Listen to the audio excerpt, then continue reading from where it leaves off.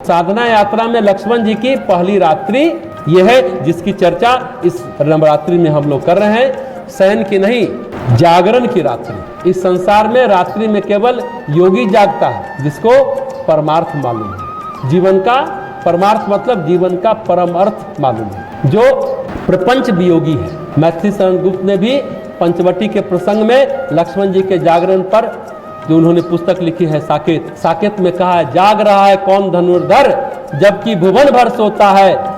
फिर खुद ही उत्तर देते हैं, विजय शेष है निशा शेष है, निशाचरी माया ठहरी तो त्रिभुवन की कीर्ति माता लक्ष्मी स्वयं है। जैसे थोड़ा धन है, बैंक में थोड़ी सी लक्ष्मी के लिए पहरा होता है। जब त्रिभुवन की लक्ष्मी विश्व का धन स्वयं वहां पर हो तो कितने ज्यादा प्रहरी की जरूरत है। एक बैंक के सेफ को सुरक्षित करने के लिए कितना सब कुछ करना पड़ता है। तो आप सोचिए कि स्वयं लक्ष्मी जी जहां सोई होंगी, पूरा विश्व बैंक जहां मौजूद होगा तो उनको कितने प्रहरी की जरूरत होगी। तो आगे गोस्वामी जी कहते हैं, सोबत प्रवही निहारी निषाद भयु प्रेम बस हृदय विषादु तनु पुलकित जलु लोचन बही वचन सप्रेम लखन संग कही। बहुत महत्वपूर्ण बात। उसके पहले निषाद राज जी क्या कहे, प्रभु को जमीन पर सोते हुए देखकर प्रेम बस निषाद राज के हृदय में विषाद हो गया। उनका शरीर पुलकित हो गया, नेत्रों में प्रेम अश्रु का जल बहने लगा।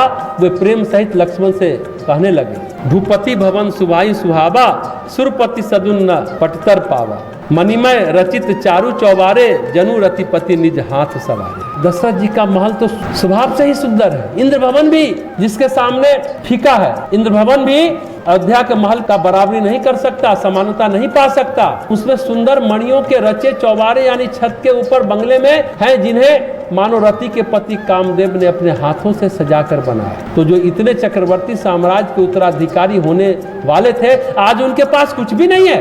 भगवान श्री राम और माता सीता को निषाद राज ने जब सोते देखा तो हृदय में प्रेम उमड़ गया। बचपन का सखा था। भगवान राम जब शिकार खेलने जाते थे वन में तो वन भ्रमण का दायित्व निषाद राज के पास होता था। बाल सखा था निषाद, तो निषाद के अश्रु बहने लगे लक्ष्मण के सामने।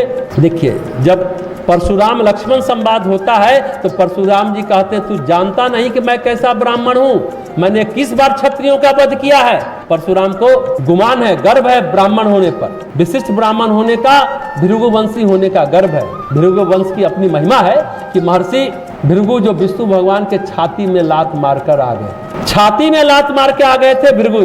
त्रिदेव में कौन श्रेष्ठ है? ऋषियों ने कहा जो जितना सहनशील है उतना श्रेष्ठ है। तो ब्रह्मा के पास गए तो उनको रोष आ गया, भगवान शिव के पास गए तो मिले ही नहीं, नारायण के पास गए तो नारायण ने अनदेखी की, मिलने नहीं दिया। माता लक्ष्मी ने जब मिले तो भृगु ने एक लात मार दी। और विष्णु भगवान ने क्या किया, महर्षि भृगु के चरण पकड़ लिए, कहा महर्षि आपको पैरों में तो चोट नहीं लगी, मुझे मारने के चक्कर में आपको पैर में तो चोट नहीं लगी। गीता में भी भगवान कहते हैं मैं महर्षियों में भृगु हूँ, जैसे कहते छंदों में गायत्री हूँ, उसी तरह महर्षियों में मैं भृगु हूँ। तो जितने भी ऋषि हैं उसमें भृगु का स्थान सर्वोत्तम है और उनके वंश है परशुराम। परशुराम को बहुत अभिमान है, बार बार अपने योद्धा होने की बात कर रहे हैं परशुराम। हम बोलते हैं पराक्रमी ब्राह्मण हैं। जैसे यज्ञोपवीत में 3 लड़ी होती है, प्रत्येक में 3 धागा होता है, टोटल 9 धागा होता है, आप सभी जानते होंगे। तो 9 धागे का यज्ञोपवीत 9 गुणों का प्रतीक होता है। बार बार बताते हैं 9 गुणों से संयुक्त ब्राह्मण होना कैसा होता है, लक्ष्मण को बता रहे हैं परशुराम। पर भगवान श्री राम क्या बोलते हैं, मैं तो केवल राम हूँ। राम एक बार भी नहीं कहते कि मैं क्या क्या हूँ। राम विश्व के लिए, जाति के ऊपर, कुल के ऊपर, वंश के ऊपर, मनुष्यता के लिए है, मानवता के लिए है, जीव मात्र के लिए है। वही परशुराम कहते हैं मैं ब्राह्मण हूँ, क्षत्रियों का विरोधी हूँ।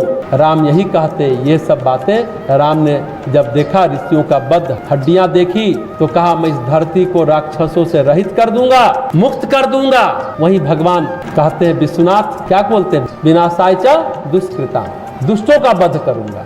किसी कुल का नहीं, किसी वंश का नहीं, किसी व्यक्ति का नहीं, दुष्ट का। ध्यान देंगे, अर्जुन पूछता है ना हमारा कुल नष्ट हो जाएगा, ये हो जाएगा। वो कहते हैं विनाशाय च दुष्कृता, दुष्टों का वध करूंगा, किसी व्यक्ति का नहीं, परिवार का नहीं, कुल का नहीं, किसी वंश का नहीं।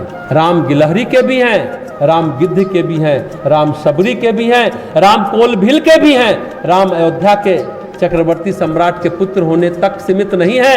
राम बाल्यकाल से ही सबके हैं, सबके प्रिय और सब उनको भी प्रिय है। राम वो है। तो ऐसे राम को जमीन पर सोता देख निषाद राज ने बचपन की उनको सारी बातें याद आने लगी कि हम लोग किस तरह खेलते थे, किस तरह भ्रमण करते थे, हम राम का कितना ध्यान रखते थे।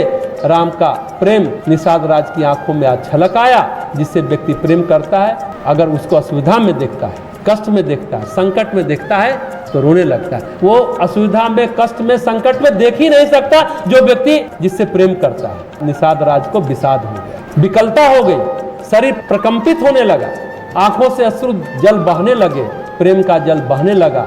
अपनी बात उस पहली रात को लक्ष्मण जी से वो कहने लगे। इस रात्रि का जो सत्संग है वो सत्संग की एक रात है। इस नवरात्रि में जो वर्णन कर रहे हैं वो सत्संग शुरू हुआ और देखे काल की गति भी आगे क्या होती है।